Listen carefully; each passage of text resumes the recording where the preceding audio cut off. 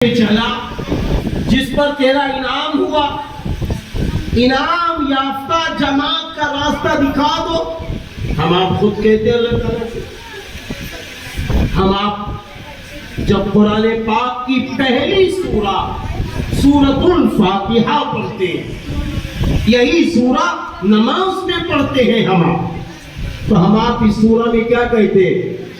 صراط الذین انعمت علیہم۔ اللہ تعالیٰ سے ہم آپ کہتے ہیں اس راہ پر چلا جس راہ پر تیری وہ جماعت جو انعام یافتہ راہ پہ چلا، انعام یافتہ جماعت والے کے رخ پہ چلا، جن پر تیرا انعام ہوا ہے اس راستے پہ چلا، جن لوگوں پر تیرا انعام ہوا ہے ان کی راہ پہ چلا، ان کے راستے پہ چلا، وہ راہ دکھا۔ تو آپ اندازہ لگائیے، اللہ تعالیٰ نے قرآن کریم میں دوسری جگہ فرمایا من النبیین والصدیقین والشہداء والصالحین۔ اللہ تعالیٰ نے فرمایا کہ دیکھو اللہ کی انعام یافتہ جو جماعت ہے وہ یہ لوگ ہیں، نبی اور صدیقین اور شہداء اور صالحین کی جماعت۔ بتائیے، شہداء اسلام ترتیب کے اعتبار سے اللہ نے تیسرے نمبر پر فرمایا کہ یہ شہداء اسلام انعام یافتہ، انعام یافتہ۔ تو اس لیے میری ماں اور بہنوں توجہ دینے کی ضرورت ہے کہ آخر یہ جملہ کہاں سے آیا کہ محرم کا مہینہ غم کا مہینہ ہے؟ یہ کہاں سے آیا؟ جہاں سے آیا ہے وہیں دے دیا جائے۔ اہل سنت والجماعت کے نزدیک محرم کا مہینہ غم کا مہینہ نہیں ہے، اللہ والا مہینہ، اللہ والا مہینہ ہے، یہ غم کا مہینہ نہیں ہے، غم کا مہینہ نہیں ہے۔ میں آپ کو بتاتا ہوں کہ جب یہ زمین بنی، جب یہ آسمان بنا، اس وقت سے یہ 12 مہینے ہیں، محرم کا مہینہ، سفر کا مہینہ، اس طریقے سے یہ جو 12 مہینے ہیں یہ اس وقت سے ہے جب یہ زمین بنی ہے اور آسمان بنا۔ اور پھر ان مہینوں میں 4 مہینے ایسے ہیں جو بڑے محترم ہیں، ہاں بڑے محترم ہیں، جن کو کلام الہی نے یوں فرمایا منہا اربعۃ حرم، ان میں سے 4 مہینے حرمت والے ہیں، حرمت والے ہیں، مبارک مہینے ہیں۔ ان مہینوں کی عبادت کا ثواب بڑھا دیا جاتا ہے، ان مہینوں کا عبادت کا اجر بڑھا دیا جاتا ہے۔ یہ ایسے مہینے ہیں۔ وہ 4 مہینے کون کون سے ہیں؟ ذی القعدہ کا مہینہ، ذی الحجہ کا مہینہ، محرم الحرام کا مہینہ، اور اسی طریقے سے رجب کا مہینہ۔ یہ 4 مہینے محترم۔ جاہلیت کے زمانے میں لوگ آپس میں لڑائیاں کرتے تھے، بڑی بڑی لمبی لمبی ان کی جنگیں ہوتی تھی، لیکن جہاں یہ 4 مہینے آتے تھے وہ لوگ اپنی جنگوں کو روک دیتے تھے۔ تو پتہ یہ چلا کہ یہ محرم الحرام کا مہینہ تو شروع سے رحمت والا ہے، برکت والا ہے، اللہ والا مہینہ ہے، اللہ والا مہینہ ہے۔ ایک موقع پر حضرات صحابہ کرام رضی اللہ عنہم اجمعین نے رسول اللہ صلی اللہ علیہ وسلم سے پوچھا کہ میرے محبوب نبی صلی اللہ علیہ وسلم آپ یہ فرما دیجئے کہ رمضان المبارک کے بعد سب سے افضل روزے کس مہینے کے ہیں؟ تو آپ صلی اللہ علیہ وسلم نے فرمایا رمضان المبارک کے بعد اگر سب سے افضل روزے کسی مہینے کے ہیں تو وہ محرم الحرام کے مہینے، یعنی اللہ والے مہینے کی، اللہ والے مہینے۔ یہ وہی محرم الحرام کا 10 محرم کا روزہ جب رمضان المبارک کے روزے فرض نہیں تھے، جب رمضان المبارک کے روزے فرض نہیں تھے تو یہ عاشورہ کا روزہ فرض ہے، لیکن جب رمضان المبارک کے 1 ماہ کے روزے فرض ہو گئے تو عاشورہ کی فرضیت ختم ہو گئی، اب اس کی فرضیت ختم ہو کر سنت کے دائرے میں۔ تو یہ محرم کا مہینہ رحمتوں والا مہینہ ہے، برکتوں والا مہینہ ہے۔ بہت ساری انسانوں میں بہت سارے لوگ یہ کہتے ہیں محرم کا مہینہ آ گیا ہے، اب آپ اپنی بیٹیوں کا نکاح نہ کیجئے، ماشاء اللہ یہ کہتے ہیں۔ بہت سارے لوگ یہ کہتے ہیں محرم کا مہینہ آ گیا ہے، اگر آپ کو نیا مکان بنوانا ہے تو نہ بنوائیے، ماشاء اللہ۔ غلط ہے، غلط ہے میری بہنوں۔ پہلی بات تو یہ ہے اہل سنت والجماعت کے نزدیک محرم کا مہینہ غم کا نہیں ہے، محرم کا مہینہ اللہ والا مہینہ ہے۔ یہ وہ مہینہ ہے جس مہینے کے اندر رسول اللہ صلی اللہ علیہ وسلم نے حضرت صفیہ رضی اللہ تعالی عنہ سے نکاح فرمایا۔ ایک روایت کے مطابق یہ وہ مہینہ ہے جس مہینے میں حضرت حسن اور حضرت حسین رضی اللہ عنہما کی امی جان کا نکاح، یعنی حضرت فاطمہ الزہرا رضی اللہ تعالی عنہ کا نکاح محرم الحرام میں ہوا ہے، حضرت علی رضی اللہ عنہ کا نکاح محرم الحرام میں۔ یہ ہے وہ محرم مبارک مہینہ، اتنا محترم یہ مہینہ ہے، اتنا مبارک یہ مہینہ۔ اب بتائیے نبی کریم صلی اللہ علیہ وسلم کی بیوی سے زیادہ کسی کی بیوی قیمتی ہو سکتی ہے؟ نبی کریم صلی اللہ علیہ وسلم کی بیٹی سے زیادہ کسی اور کی بیٹی قیمتی ہو سکتی ہے؟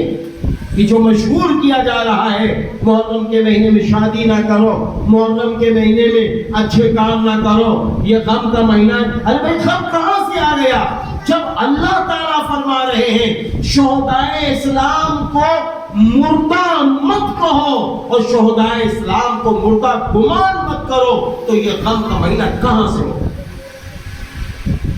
اب بعض حضرات یہ کہتے ہیں غم کا مہینہ اس لیے ہوا ہے کہ حضرت حسین رضی اللہ عنہ کی شہادت ہوئی ہے، اور حضرت حسین رضی اللہ عنہ کے ساتھ آپ کے 72 رفقا کی شہادت ہوئی، آپ کے بیٹوں کی شہادت ہوئی، بڑی دردناک المناک شہادت ہوئی۔ ہاں یہ بات سچ ہے، ہاں یہ بات سچ ہے کہ جس طریقے کی بڑی دردناک المناک شہادت ہوئی ہے، یہ بات سچ ہے۔ اگر اس شہادت کا ذکر کیا جا رہا ہو اور وہ شہادت ہم کسی کتاب میں پڑھ رہے ہو اور ہمارے آنکھوں میں آنسو آ جائے تو یہ ایمان کی علامت ہے۔ ان آنکھوں کی آنسو کی اجازت ہے، لیکن مصنوعی آنکھوں میں آنسو لا کر باقاعدہ محفلیں سجائی جائیں، اس کی اجازت اسلام میں نہیں ہے۔ یہ اہل سنت والجماعت کے لیے بات کی جا رہی ہے، اجازت نہیں ہے۔ کیوں؟ اس لیے کہ حضرت حسین رضی اللہ عنہ شہید ہوئے ہیں، اور شہید کے لیے اللہ تعالیٰ نے فرما دیا ان کو مردہ نہ کو۔ اب جو شہید پر غم کرے گا تو غم تو آدمی جب ہی کرتا ہے جب کسی کا انتقال ہو جاتا ہے، جب کسی کی موت ہو جاتی ہے خود بخود، تبھی تو آدمی غم کرتا ہے۔ کسی زندہ پہ بھی کوئی غم کرتا ہے؟ بھائی اسلام میں ہے کہ شہید کا خون کا قطرہ گرتے ہی وہ ہمیشہ ہمیشہ کے لیے زندہ ہو جاتا ہے۔ یہ کہاں سے بات آ گئی؟ کہ شہدائے کربلا پر غم کیا جائے، اہل سنت والجماعت اس مہینے کو غم کا مہینہ کہیں، یہ بات کہاں آپ سے آئی؟ کس پہلو سے یہ بات آئی؟ ارے بھائی، حضرت حسین رضی اللہ عنہ زندہ ہیں، کبھی کسی نے دیکھا کہ اس کے ابا زندہ ہو، اس کی اماں زندہ ہو اور وہ اپنے ابا اماں کے سامنے چلا جائے، ہائے اماں، ہائے ابا، ہائے اماں، ہائے ابا کہنے لگے؟ کبھی کسی نے دیکھا؟ تو کیا کہیں گے لوگ؟ ان کے بیٹے کہیں گے بھیا اماں تو کھڑی ہے، بھیا ابا تو کھڑے ہیں، کاہے کے لیے ہائے ہائے کر رہے ہو؟ ابا زندہ ہیں، اماں زندہ ہیں، بھیا ہائے ہائے نہ کرو، بلکہ ابا کا کہا مانو، اماں کا کہا مانو، ابا اماں کی خدمت کرو، ابا اماں کے ساتھ اچھا معاملہ کرو، یہ سب سمجھایا جائے گا۔ اس لیے جب محرم کا مہینہ آئے گا، خاص کر محرم الحرام کے مہینے میں یہ کہا جائے گا، عاشق حسین اگر بننا چاہتے ہو، عاشق رسول بننا چاہتے ہو، تو تمہیں اور ہمیں دونوں کو حضرت حسین رضی اللہ عنہ کی فکر کو زندہ کرنا ہو۔ حضرت حسین رضی اللہ عنہ کو نمونہ بنا کر، آپ کو نمونہ بنا کر، آپ کو آئیڈیل بنا کر، جیسے آپ نمازیں پڑھتے تھے، جیسے آپ کے اخلاق، جیسے آپ کے معاملات، جیسے آپ روزے رکھتے تھے، جس طریقے سے اللہ اور رسول کے حکموں کے مطابق چلتے تھے، ہم بھی چلنے کی کوشش کریں، ہم بھی چلنے کی کوشش کریں۔ یہ ہے اصلی محبت۔ آج لوگوں نے اصلی محبت یہی سمجھی ہے کہ بس غم کر لیں ہم۔ اصلی محبت معلوم کسے کہتے ہیں؟ جب 9 محرم الحرام، جیسے آج کا دن ہے، 9 محرم الحرام آج ہے، تو اسی طرح 9 محرم الحرام کا جب دن گزر گیا، رات آئی، آپ نے بہت بڑا خطبہ ان دشمن اسلام کے سامنے پیش کیا۔ ان میں آپ نے چند بڑی پیاری باتیں فرمائی، جس میں سے ایک بات یہ تھی کہ آپ نے فرمایا، کیا تم لوگ ایسے شخص کو شہید کر دو گے، یعنی قتل کر دو گے، کہ جس کے نانا جان آخری پیغمبر حضرت محمد صلی اللہ علیہ وسلم ہو اور وہ اپنے نواسے کے ہونٹ چومتے ہو؟ پھر فرمایا، کیا ایسے شخص کو تم قتل کر دو گے، شہید کر دو گے، جس نے اپنی پوری زندگی میں کبھی جھوٹ نہ بولا، کبھی جھوٹ نہ بولا؟ پھر فرمایا، کیا ایسے شخص کو شہید کر دو گے جس نے اپنی پوری زندگی میں کبھی ایک وقت کی نماز قضا نہ کی ہو؟ اب اندازہ تو لگائیے، ایک وقت کی نماز قضا۔ 10 محرم الحرام کی صبح ہوتی ہے، اس سے پہلے جو رات ہوتی ہے، پوری رات عبادت میں، پوری رات دعا مناجات میں گزری، پوری رات قرآن پڑھتے پڑھتے گزری، پوری رات اللہ کے حضور دعا کرتے کرتے گزری، اور صبح فجر کی نماز جماعت سے ہو رہی ہے۔ آپ اندازہ تو لگائیے، جبکہ روایتوں کے مطابق ہے 3 دن کے پیاسے ہیں حضرت حسین رضی اللہ عنہ اور آپ کے جانثار رفقا، 3 دن کے پیاسے، بھوکے۔ سوچو تو ذرا، پیاسے ہیں، بھوکے ہیں، نمازیں نہیں چھوٹ رہی ہے، قرآن نہیں چھوٹ رہا ہے، نبی کا طریقہ نہیں چھوٹ رہا ہے، نبی کی محبت جدا نہیں ہو رہی ہے، کوئی شکوہ نہیں۔ اس کے بعد جب جنگ شروع ہو گئی، ایک ایک کر کے لوگ شہید ہوتے چلے گئے۔ پھر جب زور کی نماز پڑھی جاتی ہے تو وہ صلاۃ الخوف والی نماز پڑھی جاتی ہے۔ پھر آپ شہادت کے قریب پہنچ رہے ہیں، آپ نے دیکھا کہ ہمارے ساتھی شہید ہو رہے ہیں، علی اصغر ننھے منھے سے ہیں، پیاس کی وجہ سے ان کی زبان باہر آ رہی ہے۔